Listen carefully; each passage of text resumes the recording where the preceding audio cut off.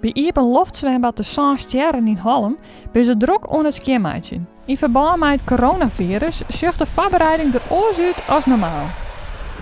Wij zijn het badkleermaatje voor de simmer. En normaliter doen we dat natuurlijk 24 april al. Dan ben we dan al Iepen.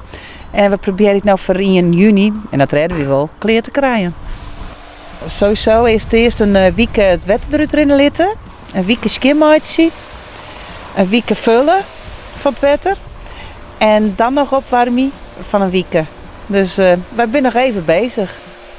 Op 1 juni wil het Iepen loftzwembad haar daar een Iepentje voor bezoekers. Ik hoop eigenlijk dat de boel nog een beetje versoepeld wordt. Maar ja, dat hangt natuurlijk al hier af van de regering en de RIVM en de gemeentes. En wist, veiligheid staat voor alles. Je mag ook net te hard worden voor de corona. Het is natuurlijk heel moeilijk om in te schatten wat kunnen we doen, wat kunnen we net doen. We zijn er voor onze klanten. De veiligheid moet voorop staan. Dus we zullen er alles aan doen om te proberen dat we dat weer van elkaar krijgen. Dus ja, en voor de rest, we moeten afwachten. Maar ons doel is wel om 1 juni om dat te proberen. Een soort band haal je haar een zwemdiploma in het water van Halm. Maar hoe dat dit seizoen komt, is nog even afwachten.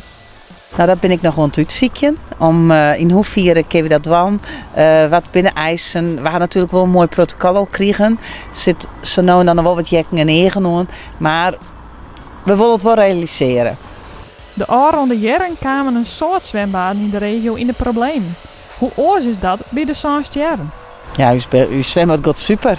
Het rent al jaren geweldig. Zwemlessen gaan hartstikke leuk. De zwemmers komen hier. Ze komen vanuit Heineveren, Dokkum, Achterfrensje, ja, weer net waar, Grauw, Jereveen. En wist, het is hier gezellig, sfeervol. En ja, een goed bestuur erachter en onze vrijwilligers. Want zonder vrijwilligers kennen wij net. En dat bespaart natuurlijk een heel protte. We hebben vrijwilligers voor de tuintjes, voor het skimmaatjes zien. Voor de zwemvierdaagse, want dat is hier altijd een heel groot fenomeen. En dan hebben we ongeveer iets van 300, 400 deelnemers. In Halm ben ze blijd dat er green jacht is van Bruisend Hart Halm. De gemeente die gaat nou onze voetbalvelden doen. En dat ticht het mooi god qua geld wat wij nog nodig hebben.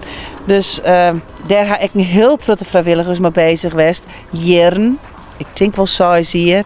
Had een heel grote werkje zitten.